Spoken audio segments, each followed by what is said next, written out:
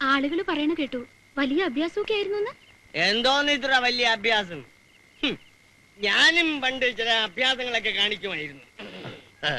അത് ചേട്ടന്റെ ശരീരം കണ്ടപ്പോഴേ എനിക്ക് തോന്നി. തോന്നിയല്ല, തോന്നും. ഒരു അഭ്യാസിക്ക് മാത്രമേ മറ്റൊരു അഭ്യാസിയെ കണ്ടാ മനസ്സിലാവൂ. ഒരു കള്ളുകൂടിയന് മാത്രമേ മറ്റൊരു കള്ളുകൂടിയനെ കണ്ടാ മനസ്സിലാവൂ. ബ്രഹ്മവിലാസം സർക്കസ് എന്ന് കേട്ടിട്ടുണ്ടോ? അവിടെ ഞാനൊരു 10 വർഷം മുട്ട ചേർന്നു ഒരു 2-3 മുട്ടായി കൊണ്ടുപോവാ. 5-6 കൊണ്ടുവരാം. 5-6 എന്തൊരു തീറ്റയും കുടിയോ ഇത്. ഇതെന്തോ തീറ്റ? ഞാൻ പണ്ട് ബ്രഹ്മവിലാസം ഹോട്ടലില് ആനയെ വിഴുങ്ങി ഒന്ന് മിണ്ടായിരിക്കണുണ്ടോ?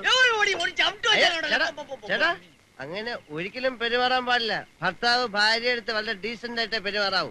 അതുപോലെ ഭാര്യ ഭർത്താവിന്റെ അടുത്തും ഡീസന്റ് ആയിട്ടേ പെരുമാറാവൂ. റോങ് ആയിട്ട് ഒരു കാര്യവും സംഭവിക്കാൻ പാടില്ല. ആർക്കും ഒരു പ്രശ്നം ഉണ്ടാവാൻ പാടില്ല. ചേട്ടൻ എന്താ പ്രശ്നം? ചേട്ടൻ എന്താ പ്രശ്നം? ഒരു പ്രശ്നവും ചേച്ചിക്ക് എന്താ പ്രശ്നം? ഒന്നുമില്ലല്ലോ. ആർക്കും ഒരു പ്രശ്നം ഉണ്ടാകാൻ പാടില്ല. അതെന്റെ ഒരു നിർബന്ധമാ. ശങ്കുവിന്റെ ചെറിയൊരു നിർബന്ധം. എല്ലാരും സന്തോഷമായിരിക്കണം. ചേച്ചി ചേട്ടനെ കണ്ണിലെ കൃഷ്ണമണി പോലെ നോക്കണം. ചേട്ടൻ ചേച്ചിയെ കണ്ണിലെ കൃഷ്ണമണി പോലെ നോക്കണം. കൃഷ്ണമണി നമുക്ക് എന്താ വേണ്ട? നമുക്ക് മണ്ണ് അല്ല മൂക്ക് മണ്ണി മുട്ടുന്നിടം വരെ കുടിക്കണം. വയറ് പൊട്ടുന്നിടം വരെ വല്ലതും കഴിക്കണം.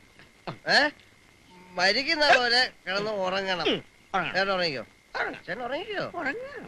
പക്ഷെ നീ പോയ ശേഷം പോയതിനു ശേഷം സുഖമായിട്ടോ ഞാൻ പോവാ.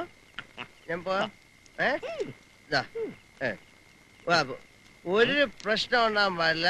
റോങ് ആയിട്ടൊന്നും സംഭവിക്കാനും പാടില്ല. കേട്ടോ ചേട്ടാ? സോജാ രാജകുമാര സോജാ